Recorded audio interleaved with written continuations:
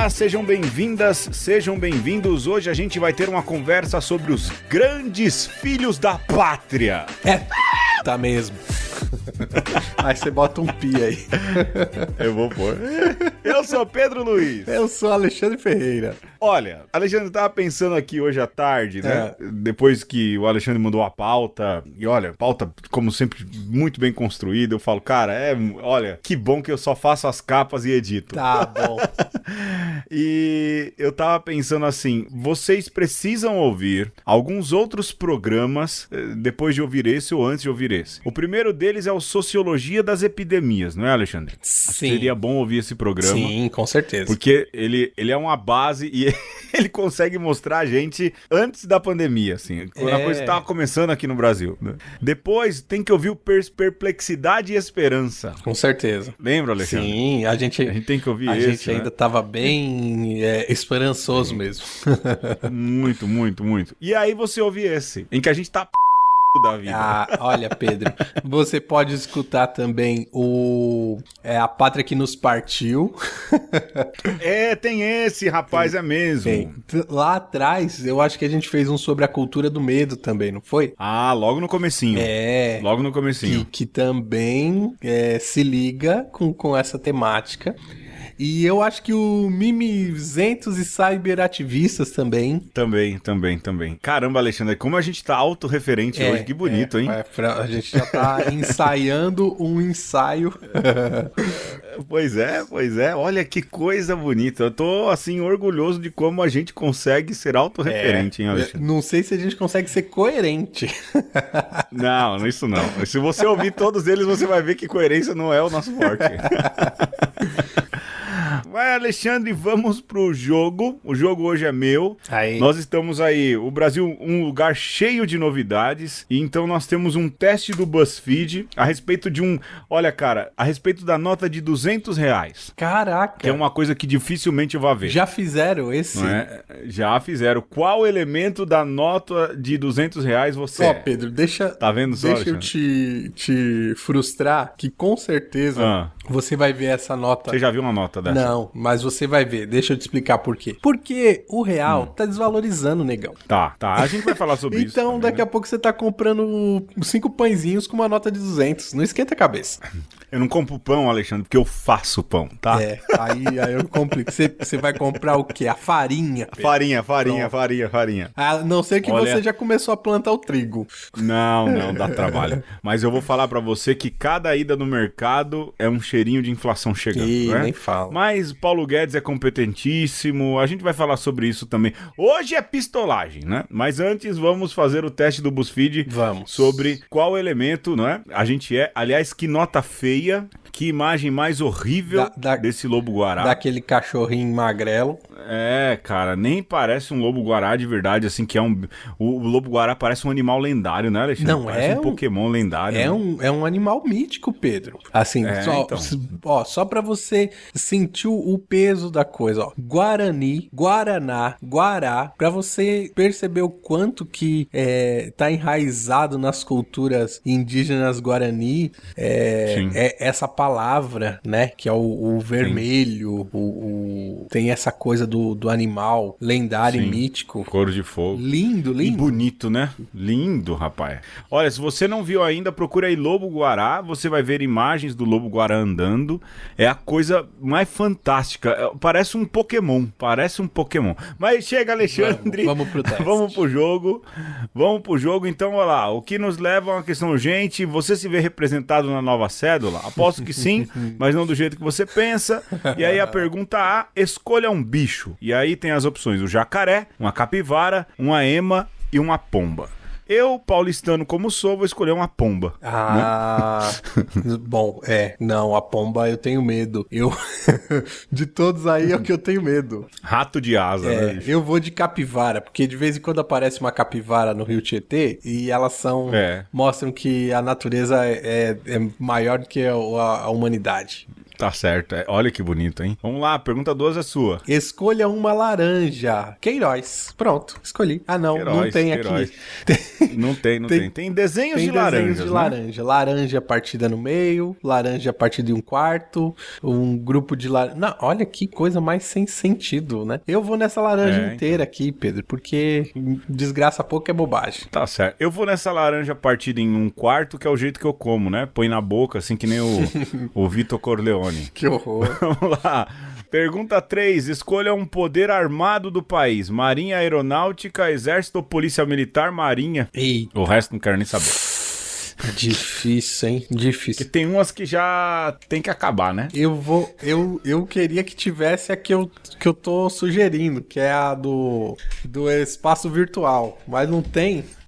Né? É a polícia do pensamento. Seria a virtual náutica, não sei, alguma coisa assim. Eu vou de aeronáutica porque eu acho bonito aviãozinho. Eu vou de marinha em homenagem à Marcha dos Marinheiros que o Dilermando toca no violão e eu também, não é? Aí, hein? Caramba. Vamos lá, Alexandre. Escolha uma bandeira do país vizinho: Guiana Francesa, Uruguai, Venezuela ou Argentina? Eu vou de Argentina porque eu gosto da Argentina. Já fui a Buenos Aires algumas vezes, não é? A gente tem ouvinte argentino, não é isso, Alexandre? Tem. Então, né? Eu vou de Argentina porque gosto mesmo da Argentina. Verdade mesmo, viu? Eu vou de Uruguai porque o sol aqui, que pra mim é um sol Inca, na minha cabeça é um sol Inca, tá aqui melhor representado que no da bandeira da Argentina. Mas tá lá também, é tudo bonito. Errou quem achou que a gente escolheu Venezuela, hein? A gente é louco, mas nem tanto. A maré não tá para peixe.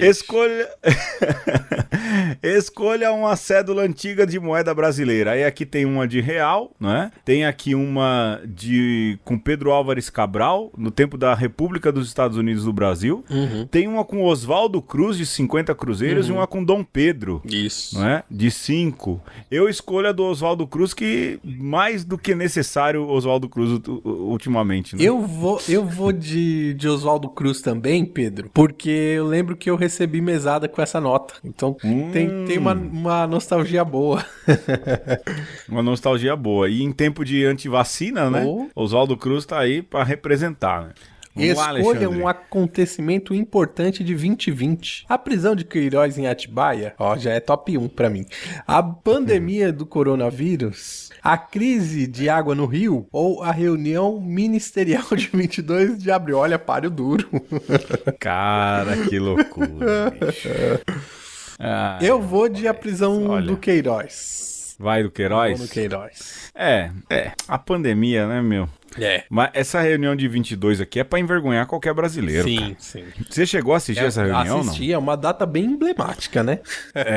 Cara, que vergonha você imaginar que isso é uma reunião de ministério, cara. Gente cuidando do país, mas você consegue perceber, e aqui eu falo bem claro, hein, Alexandre? A gente ainda tem que falar um dia sobre isso, o quanto a gente não pode ficar zoando com essa ministra dos Direitos Humanos, porque quem dá as cartas nesse governo é ela, viu? Você acha, cara? Cara, procura aí o programa do Gregório do Vivier que fala dela, dessa sujeita aí, e veja que ela sabe muito bem o que ela tá fazendo, Alexandre. Ela não é cortina de fumaça. Procura aí que você vai... Ele liga os pontos ali, o Lé com Clé, e você olha essa reunião ministerial, essa mulher dá as cartas no governo, bicho. Se prepara, viu? Qualquer peixinho dourado também pode dar as cartas pra esse fantoche aí, né? Pois é, isso é verdade, né? Mas eu vou de pandemia. Tá bom. Vou ser coerente com a história. Tá bom. Escolha um item da cesta básica. Olha aí, né? Macarrão, café, açúcar ou arroz. Tudo subindo de preço. Tudo explodindo. Arroz mais de 20 conto 5 quilos, bicho. Tá de sacanagem. Isso mesmo. Eu vou de café, que eu gosto de café. Aqui tá um café em grão também, né? Eu vou de macarrão. Macarrão, tá porque, certo. Esse é a cara do Alexandre. Porque no fim das contas, pobre pode comer um macarrão também. Uma comida que... Versátil. Não é muito nutritiva, mas tem carboidrato e é importante. Carboidrato é importante também. Vamos lá, escolha uma máquina de lavar. Aí aqui tem uma bem limpinha, organizadinha, uma cheia de roupa pra fora, com roupa ainda, né? Uma inundada e uma toda arrebentada. A daqui de casa é sempre cheia de roupa pra lavar, que a gente não põe. Eu vou nessa inundada aqui, porque Da inundada. eu me identifiquei aqui com a Zona Leste aqui, eu acho que faz parte. Tá certo. Jardim Pantanal, né? Exato. Vila Romana e tal. Vamos lá. Cruel. Por fim, escolha uma praga bíblica. Jesus. Pois é, Água tá vendo que surpreendente? Água transformada em sangue, nuvem de gafanhoto, chuva de pedras, mosquitos. Chuva de Lula. Eu vou em chuva de pedra, porque chuva de... Watchmen. Ai. Eu vou de chuva de pedra. Vai de chuva de pedra? Nuvem de gafanhoto a gente já tem aí, né? Eu vou na nuvem de gafanhoto porque já veio e já foi. Olha... Já saiu aí sua resposta? Já saiu minha resposta. Qual elemento da nota você é, Alexandre? Eu sou o lobo-guará cinza. Olha, você é o próprio lobo-guará? Eu sou. Você é muito único, muito especial. As pessoas não te conhecem, mas ficam intrigadas com a sua presença magnética. Aproveite para brilhar, esse momento é seu. O meu, Alexandre, deu aquelas letrinhas lá de cima da nota que ficam... Au!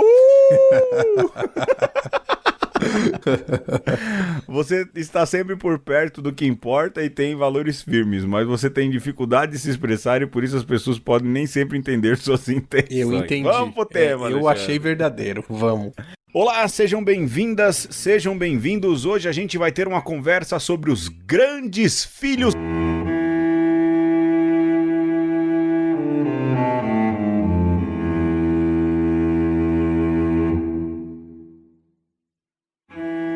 Esquece o futuro, ele não te pertence.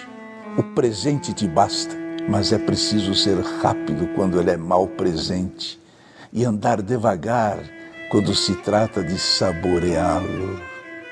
Expressões como passar o tempo espelham bem a maneira de viver dessa gente prudente, que imagina não haver coisa melhor para fazer da vida. Deixam passar o presente, esquivam-se, ignoram o presente, como se estar vivo fosse uma coisa desprezível.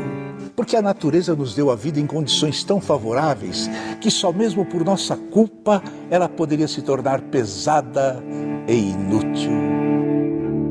Muito bem, Alexandre, nós vamos falar hoje sobre os grandes filhos da pátria que enchem praias como se não morressem 1000 pessoas por dia. Eu acompanhei bastante ali no Twitter todas essas discussões, não é? Porque tem muita gente que fala assim, mas a galera já tá aglomerando em outras situações e tudo. Esses dias aqui em casa a gente conversava que na verdade as pessoas perderam a vergonha de postar que estão aglomerando, não é? É verdade.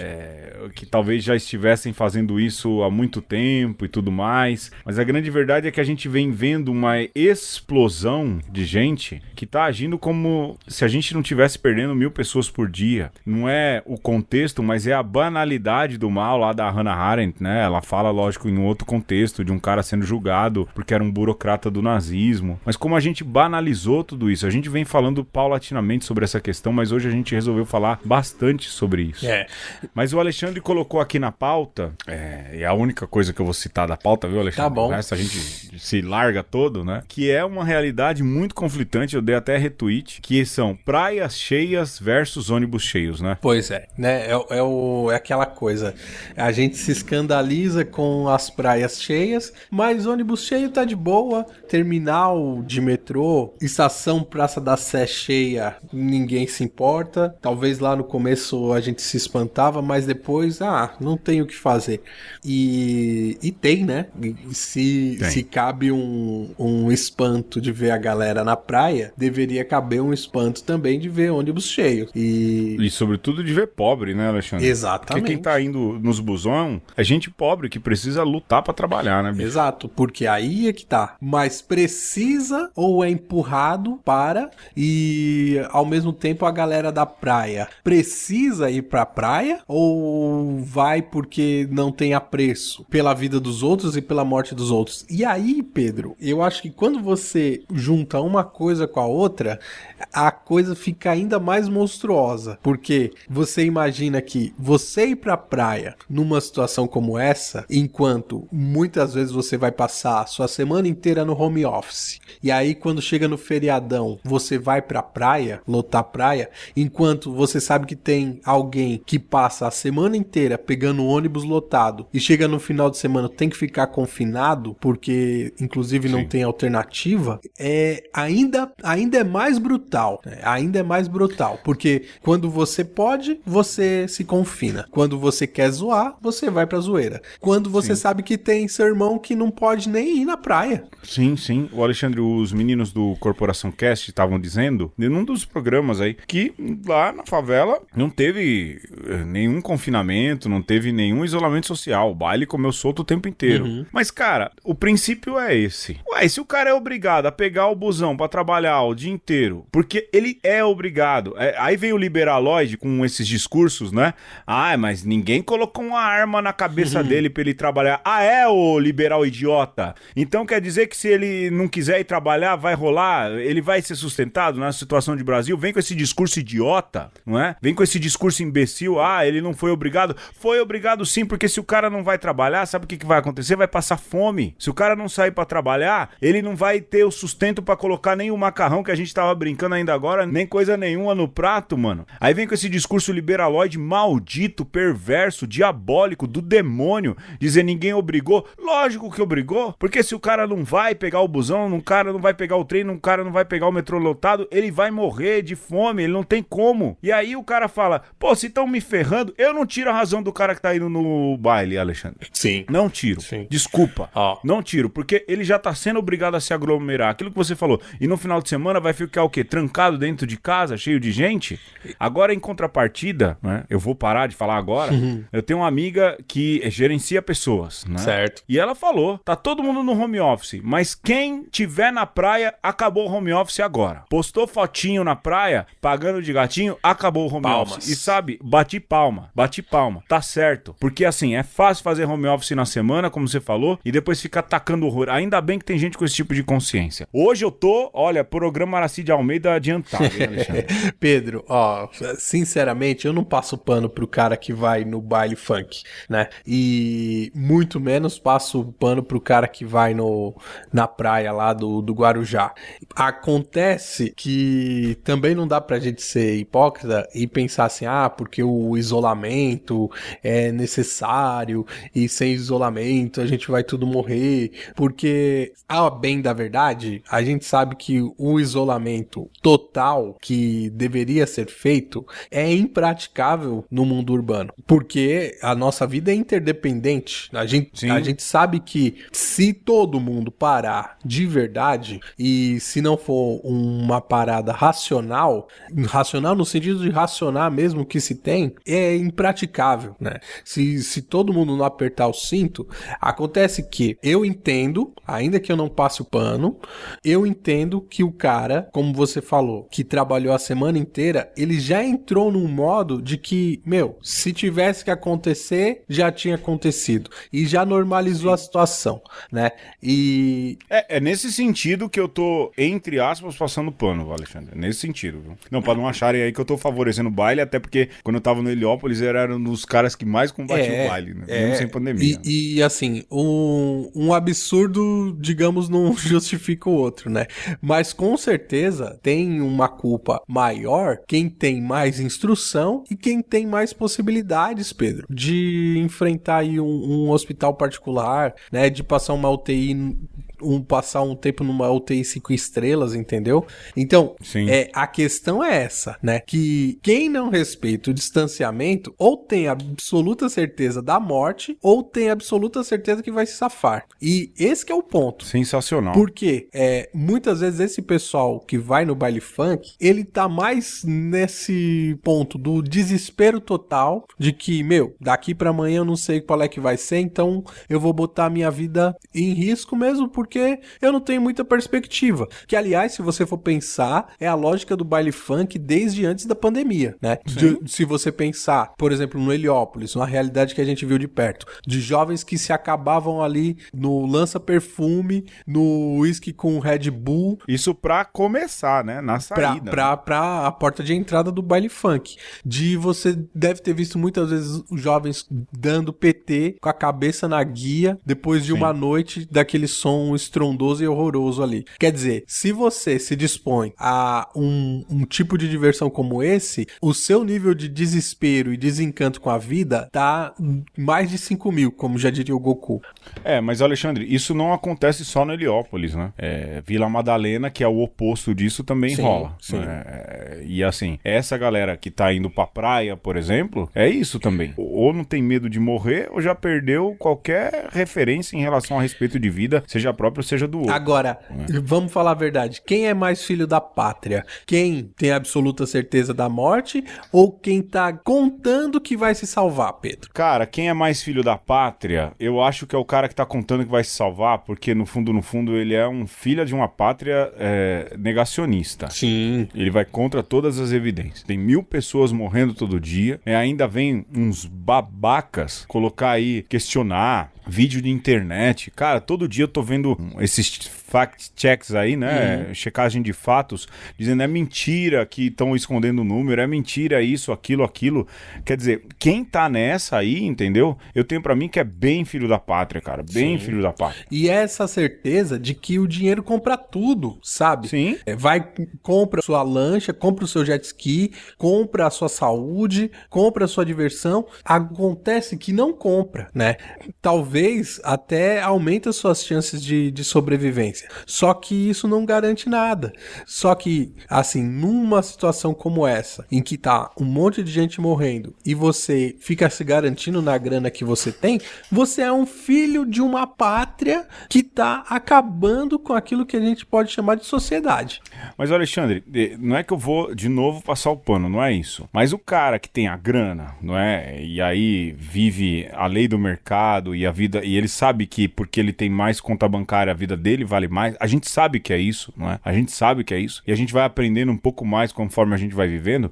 O cara que sabe que a vida dele não tem muito valor, porque já tacaram ele no busão lotado, já tacaram ele no metrô lotado, se ele se safar é lucro, porque ele já viu que o preço que colocaram na vida dele também é zero, né? Sim. Tem isso também. Sim, e esse que, assim, é muito complicado de ver, por exemplo, essas praias superlotadas, as estradas superlotadas da galera que foi também pro interior e tal, porque você vê que o preço da vida humana é diferente, né? E como a gente pode admitir isso? Que tem gente que vale mais do que outras.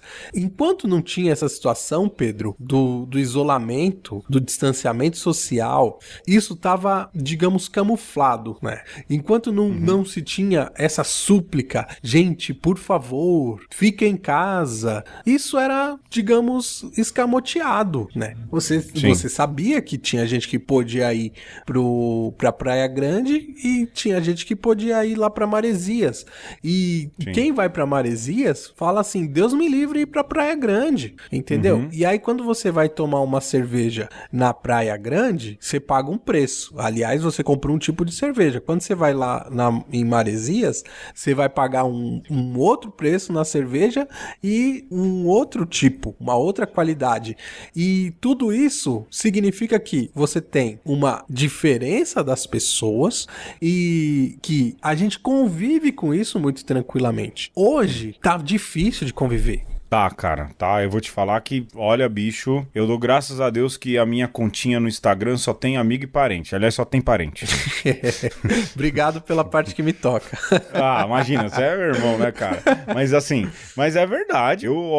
Mano do céu, cara, é uma decepção atrás da outra, cara. Mas, Pedro... É uma decepção atrás da outra. O duro é que, assim, parece que a gente tá querendo achar um modo, né? Isso enquanto sociedade. A gente tá querendo achar um modo de continuar mitigando, entendeu? De continuar achando um argumento para respaldar isso. É porque assim, falava-se, vamos dar uma pausa aí pros desses patrocinadores, mas falava-se de novo normal. Não tem novo normal. Não tem novo normal. Não tem, é mentira isso aí. Vai voltar do mesma coisa, do mesmo jeito. Pois é. Vai voltar do mesmo jeito, cara.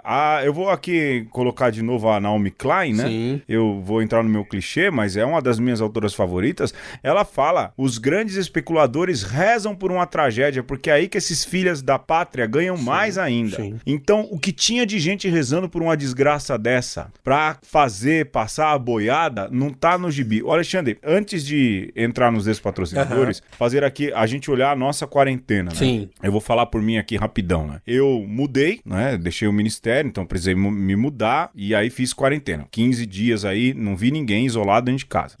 Só que eu encontrava o meu pai. Tudo compra de fora, ia rápido e almoçar com meu pai. Minha irmã também tá em isolamento com o meu cunhado. A gente conseguia se encontrar. Não era aglomeração, não era reuniãozinha. Um pouco aí no esquema como você vive aí com seus pais, não é? E aí depois eu fui conhecer uns outros parentes, né? Sim. Então eu também fiz isolamento antes e fiz isolamento depois. Mas de resto, cara, assim, eu não sou sommelier de quarentena de ninguém, sabe? Cada um faz o que quer. Eu não sou sommelier de quarentena. Mas, cara, eu saio de carro pra ver a cidade. Eu vou te contar, bicho. Dá uma vontade de fazer que nem o Didi Mocó, meter a mão nas bocas, né? E abrir tudo, né? Porque a galera age como se nada tivesse acontecido. Aqui onde eu moro, bicho, pelo amor de Deus, mano. Como é que foi tua quarentena? Tá ainda? Porque não acabou essa pandemia, né? Eu ainda tô, né, assim, fazendo o home office, tive essa oportunidade e a minha, desde quando começou a quarentena, a minha rotina tem sido aqui dividir as tarefas de casa com a Rê, porque ela também tá em home office, porque ela é freelancer e tal, e cuidar da Alice, né? E pra mim é muito triste, muito doloroso, porque ver que a Alice, por exemplo, tem dia que ela não sai de casa. É uma criança que deveria estar numa fase de descoberta do mundo e tá privada disso, né? Então, é um pouco o que a gente vê nas situações de encarceramento aí, porque no fim das contas ninguém tem vocação pra monja carmelita, né? Ou só algumas pessoas que têm esse dom, só as monjas carmelitas, essa graça especial, né? No mais, a gente tá experimentando a situação dos presídios aí, das pessoas que têm a sua liberdade podada porque não conseguem se enquadrar nas leis do mercado. E quebrei a quarentena, né, pra aquilo que é necessário pra comprar as coisas de casa. Inclusive hoje eu tive que ir na feira e olha, eu vou falar pra você. Dá medo, rapaz, né, Alexandre? Não dá. Eu sinceramente chego em casa ofegante, querendo me jogar num tanque de soda cáustica. Eu imagino, mata o corona, né? E sabe por que tá demorando assim?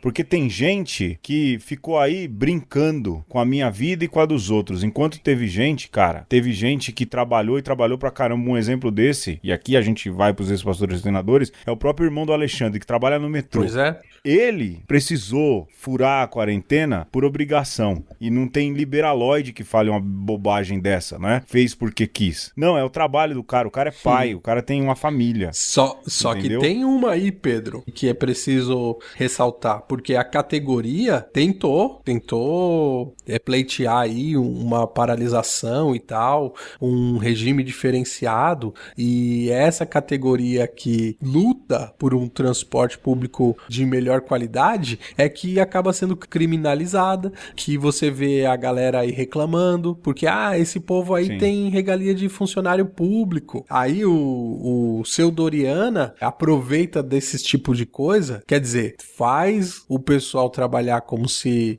fosse o funcionário da empresa dele, que não é, né, que é uma empresa pública, não dá uma condição de trabalho de fato que fosse a ideal, e ainda por cima, se o pessoal reclama, falam que, não, tem que privatizar mesmo, porque privatizando, faz o que quiser, né? Impõe o que quiser. Aliás, já era pra ir, mas eu vou falar mais uma, não é? Porque é justamente aproveitar essa calamidade que a gente tá vivendo agora, nesse tempo, pra vir com essa reforma de funcionalismo público, em que o seu irmão, não é? Ou a galera que ganha o seu salário, é uma base muito inferior do que juiz, desembargador e toda essa estrutura jurídica que virou política no Brasil, que essa sim sobrecarrega o bolso do contribuinte. E essa militar, juiz, essas coisas, essa passou batido. Sabe por quê? Porque a gente tá rendido e esses caras estão aproveitando para fazer o que querem, passar a boiada, como disse aí o grande ministro do Meio Ambiente, Ricardo Salles. Aliás, a melhor coisa que eu li hoje, falou assim, o Bolsonaro queria acabar com o Ministério do Meio Ambiente, mas ele fez melhor, ele tá acabando logo com o meio ambiente de uma vez. Vamos pros despatrocinadores, vai. Exilado, num peito vazio bate um coração, triste e confuso no labirinto da emoção. Pra quem não dormiu com medo da chuva de balas, se questiona até hoje, pra que servem as armas?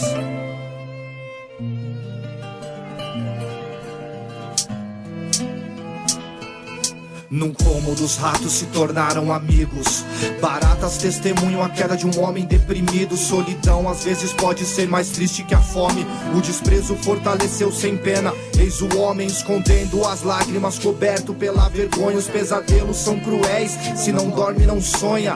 Rindo na tragédia, chorando na comédia. Não posso mais correr, meus medos atrofiar minhas pernas. Quem vai entender minha mágoa, meu sofrimento, se não tem como expressar a dor que me espanca por dentro? Não quero pena, só preciso que me entenda antes que a minha mente não suporte e eu me renda. Em louvores exaltei cantos mórbidos, olho no espelho e vejo a face dos mortos, enquanto os demônios mentem pra mim. Os anjos falam baixinho, a vida não tem fim. Em louvores exaltei cantos mórbidos, olho no espelho e vejo a face dos mortos, enquanto os demônios mentem pra mim. Os anjos falam baixinho, a vida não tem fim. Não sei se é amor, fraqueza ou delírio, mas a solidão é o calvário do anjo caído. Tentei secar minhas lágrimas no manto de Deus, mas como se sou apenas um pobre fariseu. Todos me deixaram ir mesmo quando eu queria ficar. Ainda procuro, preciso te encontrar. Em todo clima o sol, a morte me admira. Poesia ungida com ouro, incenso e mirra. E os anjos cantando, eu ainda posso ouvir, enquanto os demônios seguem mentindo pra mim. Meu esconderijo foi descoberto, a tristeza achou minha alegria. Lutando sozinho, tentando vencer o pai da mentira. O inferno não existe, fora do pensamento. O paraíso é um sorriso que alivia o sofrimento, que alivia o sofrimento. Em louvores exaltei cantos mórbidos, olho no espelho e vejo a face dos mortos, enquanto os demônios mentem pra mim. Os anjos falam baixinho, a vida não tem fim. Em louvores exaltei cantos mórbidos, olho no espelho e vejo a face dos mortos, enquanto os demônios mentem pra mim. Os anjos falam baixinho, a vida não tem fim. Deveríamos, no entanto, levarmos umas flores. Os mortos, pobres mortos, sofrem grandes dores. Por certo deve achar os vivos muito ingratos, a dormir como soam no calor dos seus quartos. Fina de outono, inverno, primavera escura, em lençóis vaporosos e em vaga sepultura de um sepulcro vazio. Lázaro deprimido, rasgando o sudário, e eu me equilibrando no abismo. Podemos até sufocar velho e longo remorso que se nutre de nós como os vermes dos corpos. Volúpia negra dos pecados capitais, com seu desprezo cravei na alma 7 punhais. Pra que escrevemos? Pra que cantamos? Se no final de tudo nós nem nos abraçamos. Somos a sociedade dos poetas mortos. Nosso legado se resume em sangue, lágrimas e copos. Em louvores exaltei cantos mórbidos, olho no espelho e vejo a face dos mortos, enquanto os demônios mentem pra mim. Os anjos falam baixinho, a vida não tem fim. Em louvores exaltei cantos mórbidos, olho no espelho e vejo a face dos mortos, enquanto os demônios mentem pra mim.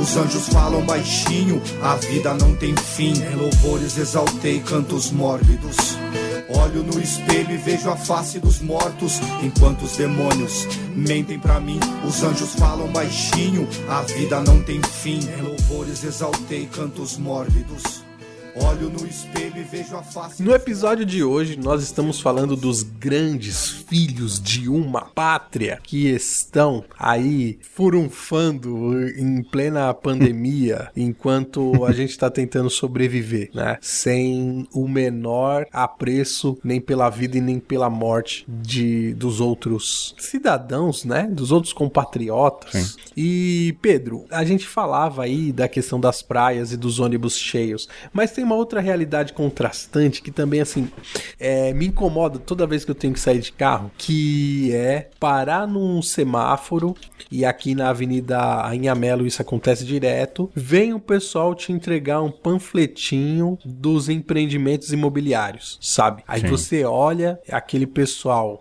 com o rosto sofrido, num calorzinho que já começa a bater um sol, e esse pessoal tá de máscara no meio da rua, vem entregar o papel, e eu assim, cara, com muita dor no coração, eu não abro a janela e não pego o papel. E aí, cara, Sim. Eu amaldiçoo, Pedro, esse empreendedor imobiliário, sabe? Porque ele tá fazendo isso com essa pessoa, que tá sem grana, que tá precisando de uma grana e tal, e se propõe a fazer esse tipo de trampo, e, cara, certamente ele tá muito de boas, né? Dando risada, porque nos dias de hoje, claro, todo mundo tá querendo comprar a sua casinha pra ficar bem protegido.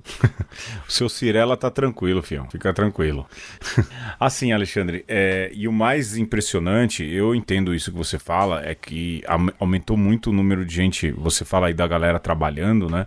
Mas o número de gente também que tá na rua, né? Sim. Esse número é bem escandaloso e, assim, já não são mais números, são evidências, isso tá muito na cara. Mas ao mesmo tempo, perto do meu pai ali, né, todo domingo eu vou vê-lo, surgiu uma favela de repente, Alexandre. Uma favela virou notícia aí, não é? Lógico, a invasão, não é? Segundo meu pai ali conhece o movimento, não é de movimento de moradia, não. A gente conhece esse esquema também, né, Alexandre? De algumas invasões que não são de movimento de moradia. São outros tipos, há um estado miliciano, não um estado, mas há uma miliciazinha agindo em São Paulo e tal. Mas aí falaram que é muita gente de Uber que mora lá, muita gente que trabalha por aplicativo e tudo. E houve, agora na pandemia, lógico, a gente vê os empreendimentos funcionando, as obras aqui onde eu moro não pararam. Não pararam de jeito nenhum, barulho de obra, prédio subindo, isso aí não parou, né? Isso aí não teve quarentena. Mas também o tanto de reintegração de posse que a gente viu acontecer à torta e à direita. Sabe, isso é vergonhoso. Isso é vergonhoso. Mostra que, na verdade, esses grandes filhos da pátria não tem nenhum patriotismo com o povo simples, o povo pobre. Não tem. E não tem porque permite que esse tipo de coisa aconteça. Porque o juiz dá uma ordem e autoriza que isso aconteça. Porque um policial que é pobre e às vezes mora mal, vai lá e tira outros pobres do lugar. Pois é. Não é porque teve uma lavagem cerebral feita também. É triste ver que os filhos da pátria perderam o senso de patriotismo no sentido de pertença ao mesmo pai, como a gente já falou lá, da pátria que nos partiu, não é? É triste perceber que ao mesmo tempo que o mercado imobiliário vem crescendo, e Alexandre cresce, né? Há notícias e há notícias de mercado imobiliário crescendo. Aliás, rico tá indo à forra nessa pandemia. Tá dando risada. Eu falo pra você, sim, eu vendi o meu carro, né? Porque não havia necessidade de ter carro, eu fui vender o meu carro. O cara que comprou meu carro, ele falou, não foi o dono da empresa, né? Um funcionário. Ele falou, cara, eu tô vindo todo dia pra São Paulo comprar carro, porque o dono, ele tá enchendo o estoque. Por quê? Porque ele sabe que nessa hora de aperto, tá todo mundo querendo se livrar de aperto pra ganhar dinheiro. E é aí que esses caras ganham. Essas realidades conflitantes, né? E o mercado imobiliário mostra muito isso. Isso mesmo. Aquele ditado, né? Uns choram, outros vendem lenço e outros estão comprando suas lágrimas, né? Sim, sem dúvida. E assim, eu vi numa matéria outro dia que em BH a pandemia turbinou o mercado imobiliário. Cara, mas você já parou pra pensar que assim, ao mesmo tempo tem gente invadindo porque já não conseguiu mais pagar o aluguel. Aí você tem o aparelho do Estado que, ao invés de pensar em acomodar essas pessoas, se mobiliza para reintegrar a posse de quem já é rico. Ao mesmo tempo, você tem estes grandes empreendedores imobiliários falando para o pedreiro: filhão, não quero saber se você tem medo de morrer de coronavírus, você vai trabalhar. Ou você vem ou não, Ou você vem, eu coloco o outro no seu lugar. E chega pro outro que também tá passando fome, toma 50 conto ali pra você ficar com a cara pra cima, entregando papel, e você pode estar com 40 graus de febre, que não tem problema, ninguém vai reparar mesmo, e fica ali entregando papel porque eu quero vender o meu apartamentozinho aqui, que eu acabei de construir, a preços módicos pra você pagar em 20 anos. E esses caras estão ganhando rio de dinheiro. A custa do quê? A custa também da morte do outro, e dizendo ainda assim, colocando sua cabeça no travesseiro e dizendo: ai, eu tô contribuindo para que a economia não pare, eu tô gerando emprego, tô gerando riqueza pro Brasil, pro PIB não despencar de vez. Que se o PIB. Então, mas essa é uma verdade, Alexandre, que contam e a gente acaba comprando, né? É uma verdade que você vai montando, você vai gerenciando e aí ela se torna verdade. Pois é. Você entende? É aquilo, verdade que você gerencia, você não conta, você cria. E aí o trabalhador, ele fala: não, eu tô aí contribuindo para esse país. Sim. Não é? Tá nada, cara, você tá virando massa de manobra, você é só um peão, se você morrer amanhã colocam alguém no lugar, bicho. Até Aliás, eu vi um quadrinho, né? Tem um cara, eu esqueci o nome, bicho. Ele faz muito quadrinho sobre minha vida de empregada, de alguma coisa assim. Mas qual era o quadrinho, Alexandre? Era uma patroa, né, fazendo isolamento social. Né? É o Leandro Assis Ilustra. Tem sempre uma... Leandro Assis Ilustra. Sempre tem uma underline entre uma palavra e outra. Eu acompanho porque é muito verdade. É pesado. Então, mas enquanto você vai procurando aí a referência, só para situar o ouvinte, é assim, a dona de casa, né, lá falando: vou fazer quarentena, enquanto ela conversa no telefone, quem é que tá lá no cantinho? Uma empregada doméstica trabalhando. Então ela tá lá trabalhando e tudo. Aí de repente o que acontece? As duas pegam Covid. E aqui eu abro um paralelo, né, porque a gente já comentou aqui em algum desses programas de uma mulher que reclamou que pegou Covid da empregada, sendo que ela fazia a empregada vir todo dia de ônibus. Então ela reclamou que a empregada passou Covid pra ela. Filha da pátria, né? Mas aí o que mostra? Uma sendo bem tratada no hospital e a outra se matando pra tentar conseguir vaga na UTI. No fim, a empregada morre. E a outra volta pra casa, cheia de carinho, festa, cuidado. Sabe qual é o último quadrinho? A dona de casa, a senhora, a patroa, no mesmo lugar, na mesma posição, e uma outra empregada doméstica. Peça de reposição. Mas você vende uma verdade de que não, você está contribuindo para o país. Uma ova, cara. Você é tratado como peça de reposição. E isso em vários âmbitos. Achou aí, Alexandre, o nome do cara? Não achei. O nome é esse mesmo. A série é Os Santos. Uma tira de humor, aí fez um risco e colocou ódio. Aliás, Alexandre, já que a gente está falando aí do Santos, não é? Há uma outra questão que me deixou assim bem triste, né? E essa é uma queixa muito mais do meu pai do que minha. E é triste como a história é dura, né? Porque assim, lembra da gripe espanhola? O que se conta é que em São Paulo, quem trabalhou muito, no fim das contas, foram a Sociedade São Vicente de Paulo, as Damas da Caridade. Foi essa turma que foi o rosto da igreja em São Paulo na época da gripe espanhola. E eu falo isso como cristão, como católico. Eu tinha essa preocupação no início da pandemia. Lógico, minha vida se transformou, eu mudei a estrutura da minha vida, mas o quanto a igreja foi pouco hospital de campanha, né, Alexandre? Eu acho que a gente poderia ter feito mais enquanto igreja, né? Eu vi o Júlio, vi a turma do Arsenal, lógico, as outras turmas aí que trabalham diretamente com os pobres, vi algumas paróquias se movimentarem, mas no geral, assim, eu acho que faltou bastante, viu? A história vai ser implacável com a gente também nesse tempo. Eu acho muito triste, Pedro, porque quem já estava fazendo, continuou fazendo, né? O Arsenal da Esperança é um exemplo. Agora, de um modo geral, você vê que as igrejas fecharam, Muitas delas não porque queriam, mas porque foi imposto. Olha, fechou, não tem culto. E eu vi padre negacionista, Alexandre. Com certeza. Eu vi padre reclamando. Eu vi, claro. E aí, você ao invés de, o espaço está aqui ocioso, a igreja está vazia, o que podemos fazer para colaborar com a sociedade uma hora dessa e fazer jus, né, a palavra profética do Papa Francisco, que queria ver uma igreja hospital de campanha. E já pensou, cara, se você tivesse nesse momento crítico ali, onde estava todo mundo precisando ser acolhido, se as igrejas tivessem levantado seus bancos, recolhido seus bancos e acolhido ali 2, 3 pessoas que fosse, né? Que testemunho você teria dado do evangelho? Mas não, né? O que se preferiu fazer? Fecha as igrejas, tá bom, a gente não tem o que fazer, mantém aqui os templos fechados e vamos evangelizar nos meios de comunicação, né? Quer dizer, o que você vai falar no meio de comunicação, né? O que você vai falar para quem tá dentro de casa se o seu gesto e a estrutura que se tinha não falou, não foi testemunha desse evangelho? Da mesma maneira que a gente falou lá que o Papa Francisco vai ser uma imagem icônica, a história tem os seus olhos sobre a gente e eu acho que faltou um pouco essa coragem, pelo menos aqui na realidade que a gente vive. O Alexandre pôs aqui um texto, Alexandre, eu vou ter que citar, que é do Thomas Halick. Talvez esse tempo de edifícios eclesiais vazios ponha simbolicamente em evidência o vazio escondido nas igrejas e o seu possível futuro. E o Halick viveu uma época de igreja perseguida. Ele foi alguém da igreja perseguida. Né? E eu acho que a gente perdeu uma oportunidade de ouro de viver o evangelho. E Jesus Cristo vai cobrar isso da gente, enquanto cristão católico, viu? Tenha certeza disso. E aqui eu destaco, Alexandre, só, né, indo à frente, o que fez o Arsenal da Esperança, bicho.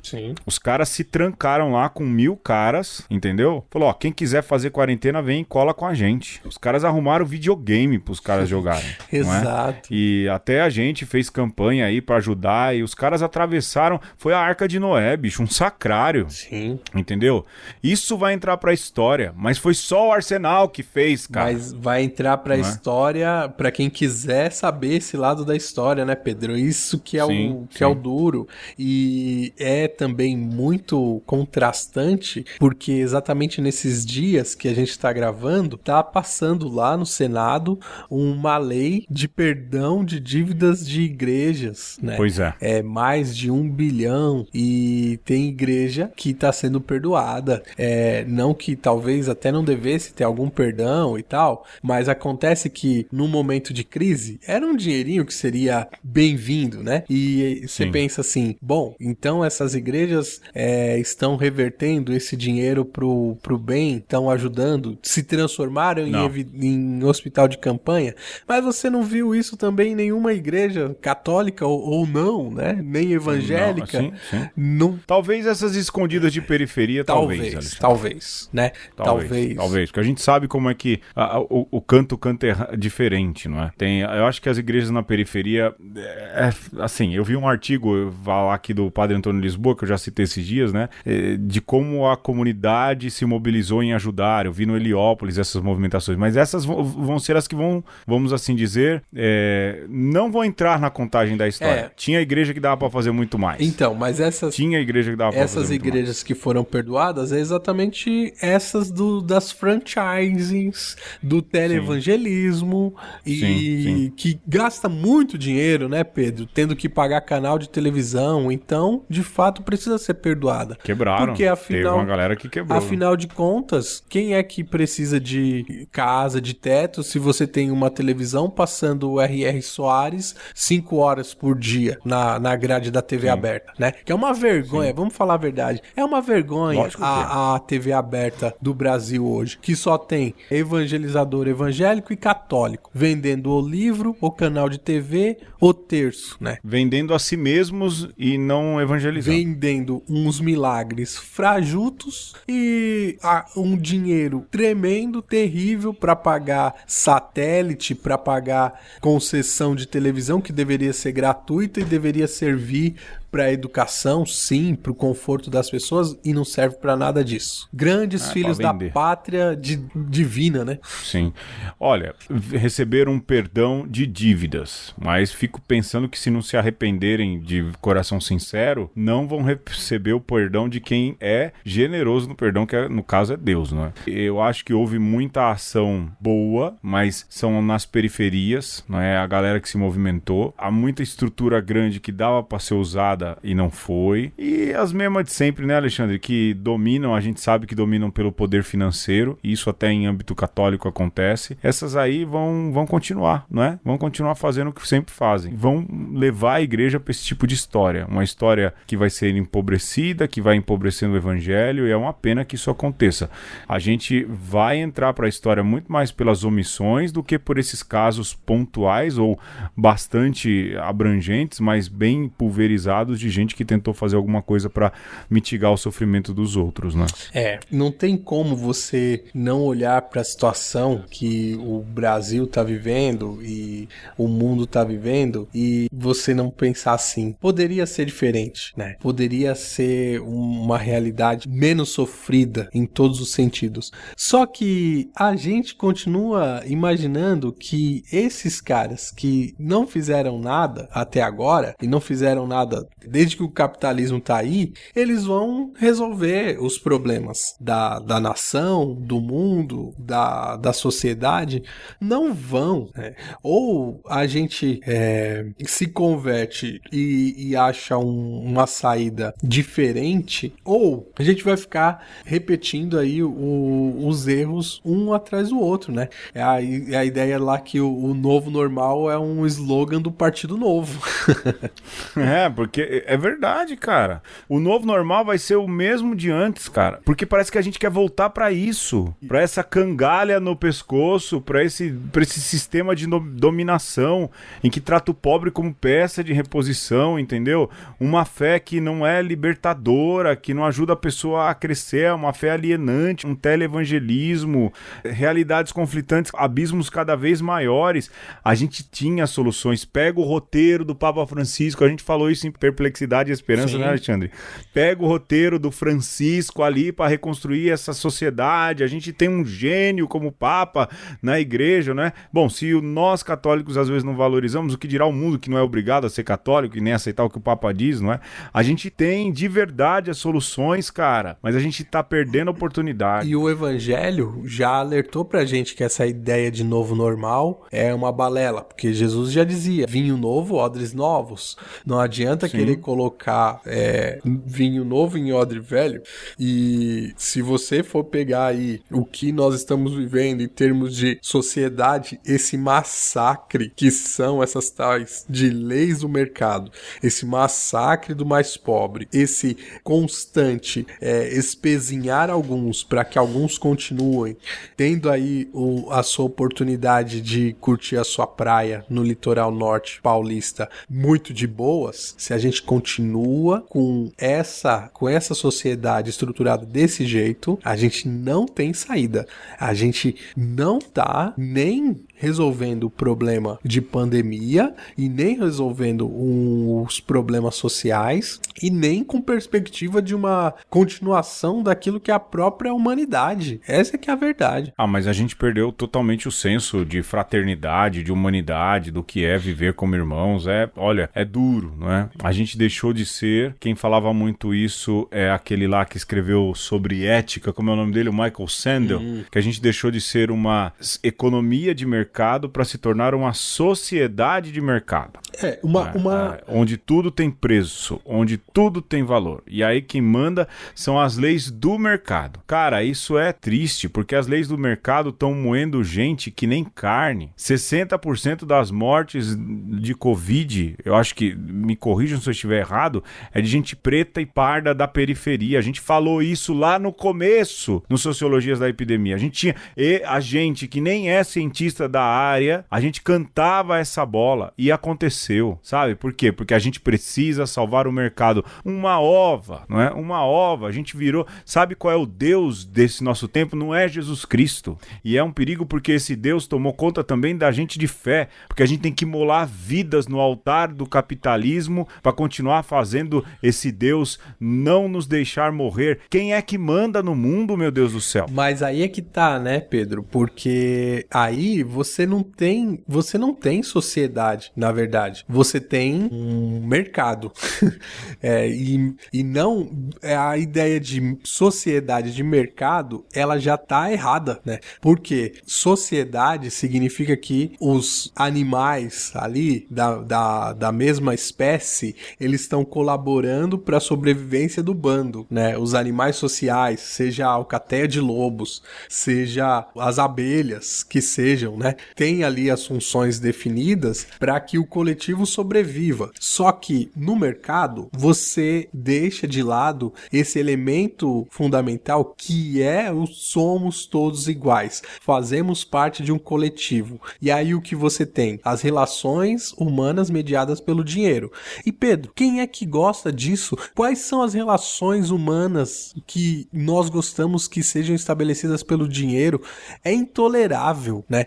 Assim, você imagina que a relação sua com seu pai fosse na base do dinheiro, né? Que seu pai te pagasse assim, olha, Pedro, toma aqui um dinheiro pra você ser meu filho. Cara, assim, ninguém gosta disso, né? Ninguém tolera isso do ponto de vista humano. Só que a gente tolera e, em certa medida, até almeja esse tipo de coisa, porque, de alguma maneira, parece que é mais fácil, né? Parece que você vai mais longe. Parece que a gente está construindo alguma coisa que te dá a oportunidade de ir mais longe. Quando, na verdade, isso nem sequer te torna feliz. Porque assim que termina ali o trâmite, naquele exato momento que a pessoa fala assim, ó, tá bom, gostei do produto, vou levar. Assim que o dinheiro é transferido para sua conta, vem aquele sentimento de vazio. Pronto, eu não preciso mais ver essa pessoa.